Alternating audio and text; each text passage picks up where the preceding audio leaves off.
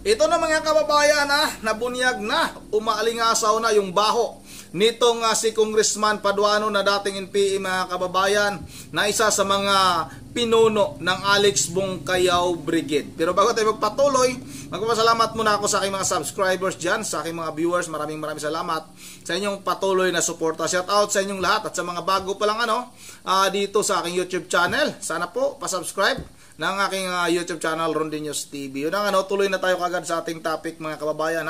Ito ngayon usap-usapan sa mundo ng social media, itong si Congressman Paduano na dating membro ng Alex Bongkayaw Brigade at isang grupo ng makakaliwa na gumugurgor mga kababayan sa mga pulis, mga kawani ng ating pamahalaan na hindi sumusunod sa kanila. Pati mga private na mga kumpanya, pag hindi nagbibigay sa kanila ng revolutionary tax, ay kanilang pipinsalain mga kababayan. Ito na, umaalingasaw na yung baho nitong si Congressman Paduano. May mga naglabas na kung ilan ba yung pinapagurgor nitong congressman na ito. Nasa mahigit 50 daw katao mga kababayan. Pero sa palagay ko lang sa kaniyang nakikita ko sa kaniyang mga mata yung sobrang pagkadilat mga kababayan. Dilat na dilat yung kaniyang mata. Ibig sabihin sanay itong gumurgor ng tao. Ganon kasi yung mga usapang kanto pag halimbawa dilat daw yung mata, kabisado mo at tawag ito mga kababayan, yung sanay ka gumurgor ng tao. Ganun yung usapang kanto yung mga usapan sa mga tambay mga kababayan, ganyan daw yung itsura ng tao na sanay gumurgor ng tao. Kaya itong si Paduano ngayon, ito na yung totoo talaga na pinuno ng EJK. Dapat ito makulong ito, dapat ito maimbestigahan sa Kongreso, siguro wag na sa Kongreso dapat diretso na sa korte kung halimbawa talaga mapatunayan. Pero madali naman siguro mapatunayan mga kababayan na itong si Paduano ay marami talagang ginugurgor. Ito talaga yung ama ng EJK. Tapos ibibintang nila kay dating Pangulong Duterte. Samantalang si Pangulong Duterte ay siya yung ating pinuno sa ating bansa na nagmamalasakit lang sa taong bayan na hindi mapahamak, hindi mapunta sa masasama itong ating mga kababayan. Kaya nag-order itong si dating Pangulong Duterte, kung may sisira sa ating bansa, kaniyang tatapusin. Tapos ang lakas ng loob nito mga ito na tawagin si dating Pangulong Duterte na maraming napipinsala nung panahon ng kapanahunan nung si Pangulong Duterte yung pinuno sa ating bansa. Ang kakapal ng mga mukha ninyo. Sana nga itong si Paduano ipatawag ito kung halimbawa para din na mapatas para pantay din, ipapatawag ito sa Kongreso or sa Senado para din mapapahiya ito in public mga kababayan. Katulad ng ginawa nila sa mga resource person nila dyan sa Kongreso, na talaga namang walang kabuluhan yung kanilang mga ginagawang hearing dyan sa Kongreso mga kababayan. Puro lang paninira para makakuha ng atensyon. Siguro may balak rin itong tumakbo sa mas mataas na posisyon. Itong si Paduano mga kababayan na lumabas na nga at nahubaran na ng maskara yung tunay niyang pagkatao na siya pala yung totoong ama ng EJK. Sa mga lumalabas ngayon, nasa 50 lang mahigit, pero yun nga, sinasabi ko na nga, hindi ako maniniwala na ganyan lang yung pinapagorgor nitong si Paduano mga kababayan. Yun ang wag na natin itong patagalin isa rin sa mga galit nito kay Paduano itong si dating General Macanas ito mga kababayan, General Macanas, asa ka na General Macanas, pasok. Pag-usapan natin ngayon si Congressman Paduano. Mayroong dalawang post dito. Babasahin ko. Una si Mr. J. Sonsa. Sabi niya dito, 53 na pulis ang walang awa pulis pala at patraidor na pinagurgor ng Alex Bongkayaw Brigade na pinamumunuan ni Abang Lingkod Party List Representative Joseph Stephen Paduano, also known by his nom de guerre as Kaparali Luwalhati. So, hubaran natin ng muka si Mr. Contempt. Mainit si Congressman Paduano sa AJK, extrajudicial killings. Pero, ang grupo niya na Alex Bongkayo Brigade ang maraming pulis na ginorgor. Original AJK ang grupo ni Paduano, na ABB ang original na AJK sa dami ng mga pulis na ginorgor. Okay. Tandang-tanda ko ito, ang isa sa mga pulis na ginorgor ng ABB, si Colonel Rolando Abadilla, intelligence officer ng Metrocom. Think 1996 nung inambush siya sa bandang Quezon City. Okay? So, punta tayo sa pangalawang post. May mas detalyado. Ito, isinare ni Senator Ronald Bato de la Rosa. Sabi niya, papanagutin natin ito sa AJK. Ang original na nagpost si Salvatore Gelosipi. Basahin ko very detailed ang kanyang post. Aka Karapali Luwalhati, the code name of Stephen Paduano, an RPP ABB Sparrow commander. During his stint in the rebel forces, he is the chief of Kangaroo Court, or the People's Justice Court, inside CPP-NPA rebels camp in Murcia and the whole Negros Island. He controls the liquidation squad of CPP-NPA, the Alex Bongkayo Brigade Sparrow Unit, who liquidated and gorgored more than 50 officers and men of the AFP and PNP in his area of responsibility, to include Region 7 areas. As I remember, my personal knowledge ito as I remember, during election campaigns way back 1990s, on which Paduano or Luwalhati sending demand letters to politicians and businessmen who supported some mayors or congressmen to run on the election. To remember whom his victims was the Abenes family in southern Cebu, Abenes, whom Paduano bluffed to burn the Abenes bus liner while traversing the road of southern Cebu to Cebu City. He also told to Abenes family that he will gorgor one of the sons of late Congressman Sol Abenes in return of revolutionary taxes. So the family give in to Paduano's demand in the amount he demanded, in order that Abenes will continue to do his campaign rally anywhere. Paduano also ordered the simultaneous killings of policemen on duty in Negros, Bacolod, and Cebu City, while the ABB Sparrow Unit led its operations liquidation to clean up some abusive enforcer and military men. One of the victim of his group is Colonel Kilaton, an army officer from Visayas Command.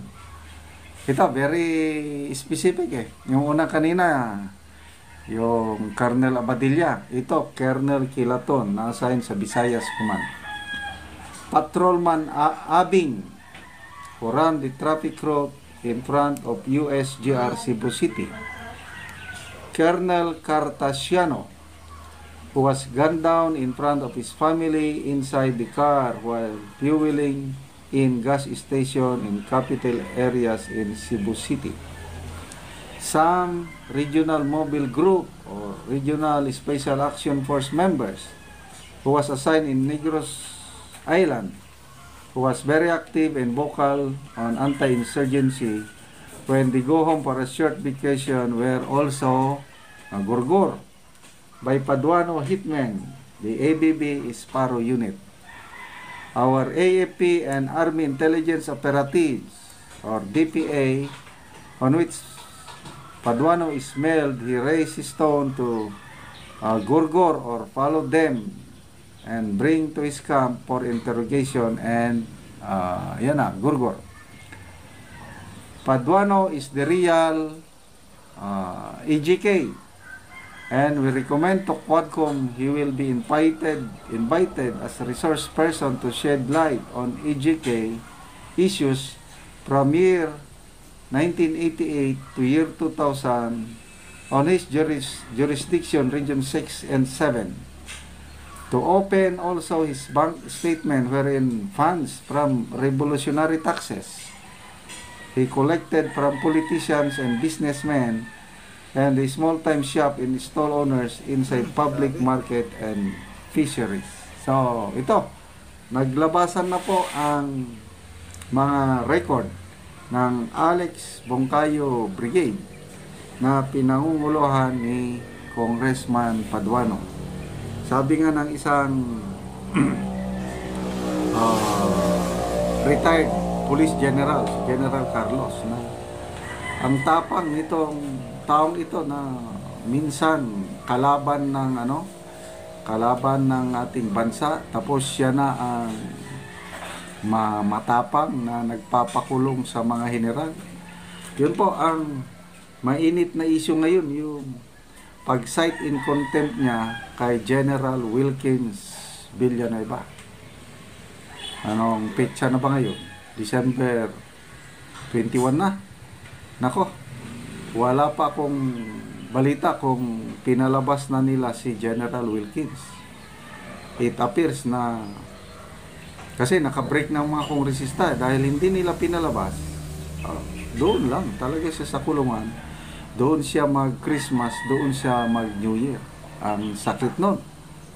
After serving this country for more than 30 years, si General Wilkins Villanueva, tapos sinite in contempt lang siya ng isang dating kalaban ng ating bansa. Tapos yun na,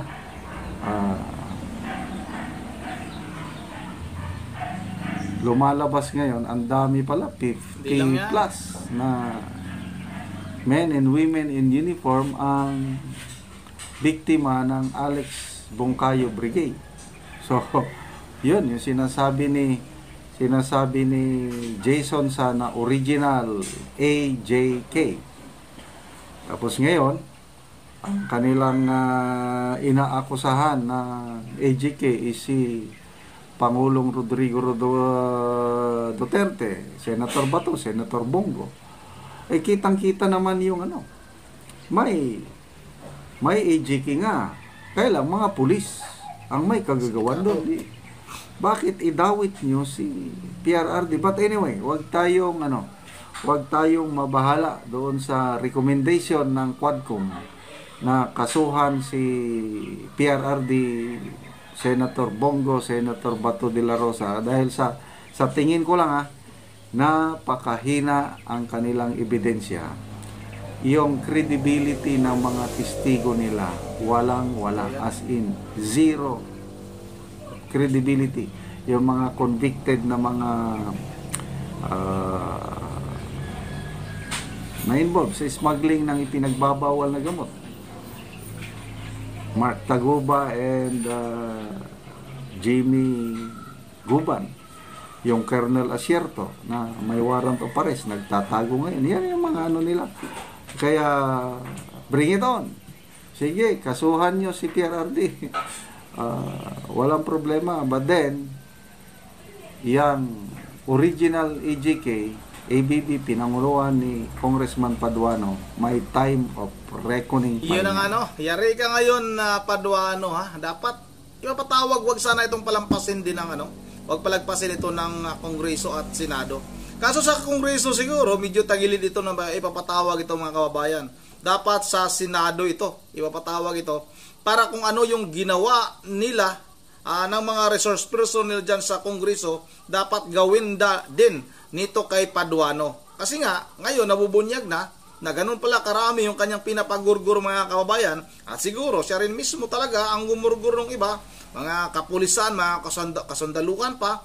Samantala, yung ginawa ni Pangulong o dating Pangulong Duterte, mga masasama, yung yung mga nawala ng buhay, yung mga talagang mga gumagamit ng pinagbabawal na gamot. Saan ba? Ano bang mas importante? Yung mga masasamang loob na yan o yung mga nabibiktima ng mga tao na yan?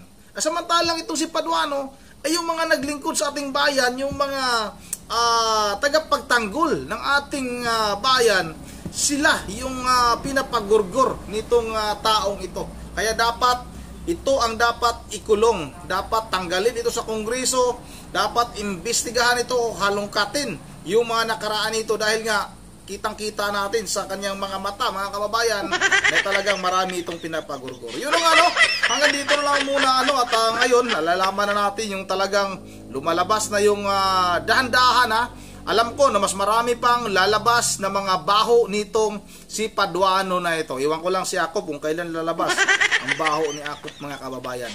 Yun ang bago tayo magtatapos, shout out ko lang si Ma'am J. Verhel di Diyos ng Pulilan, Bulacan. Shout out sa iyo Ma'am J at sa inyong pamilya dyan. Oy, advance sa Merry Christmas sa inyo dyan Ma'am J. Shout out na rin kay Lalin Tilano, BBM kami. Oy, wala naman talagang may kanya-kanya naman talaga tayong paniniwala.